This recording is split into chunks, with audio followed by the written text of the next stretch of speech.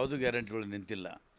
ಮತ್ತು ಇದೇನು ಸ್ವಲ್ಪ ಸರ್ಕಾರಿ ಸಾರ್ವಜನಿಕ ಕಾಮಗಾರಿಗಳಿಗೆ ಸ್ವಲ್ಪ ತೊಂದರೆ ಆಗಿದೆ.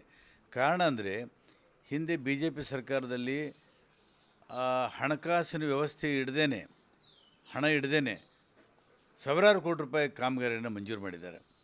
ಹಣನೇ ಇಲ್ಲ. ಇದು ಭಾಳ ದೊಡ್ಡ ಲೋಪ ಇದೆ. ಇದನ್ನು ಕೂಡ ಸದನದಲ್ಲಿ ಚರ್ಚೆ ಆಗಬೇಕು. ಇಡೀ ರಾಜ್ಯದಲ್ಲೇ ಆಗಿದೆ.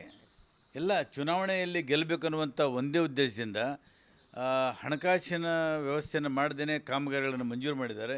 ಇವತ್ತು ಕಾಮಗಾರಿ ತಗೊಳ್ಳೋಕ್ಕಾಗ್ತಾಯಿಲ್ಲ. ಹಾಗಾಗಿ ಇವತ್ತು ಈ ಕರ್ನಾಟಕದ ಅಭಿವೃದ್ಧಿಗೆ ಹಿನ್ನಡೆ ಆಗಬೇಕಾಗಿದ್ದರೆ ಇವತ್ತು ಬಿ ಜೆ ಪಿನೇ ಕಾರಣ. ಅದಕ್ಕೆ ಜನ ಸರಿಯಾಗಿ ಪಾಠ ಕಲಿಸಿದ್ದಾರೆ.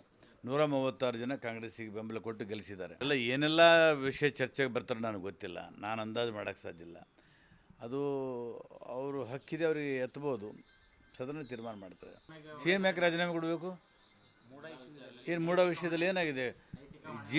ಜಿ ಟಿ ದೇವೇಗೌಡರು ಹೇಳಿದ್ದಾರೆ ಇದು ಅಧಿಕಾರಿಗಳ ತಪ್ಪು ಅಂಥೇಳಿ. ಯಾರು ಮುಖ್ಯಮಂತ್ರಿಗಳ ತಪ್ಪಲ್ಲ, ಬೇರೆಯವ್ರದಲ್ಲ. ಜಿ ಟಿ ದೇವೇಗೌಡರು ಜೆ ಡಿ ಎಸ್ನವರು ಅಧಿಕಾರಿಗಳ ತಪ್ಪು ಅಂತ ಹೇಳಿದ್ದಾರೆ, ಆಯುಕ್ತರು ತಪ್ಪು ಅಂತ ಹೇಳಿದ್ದಾರೆ.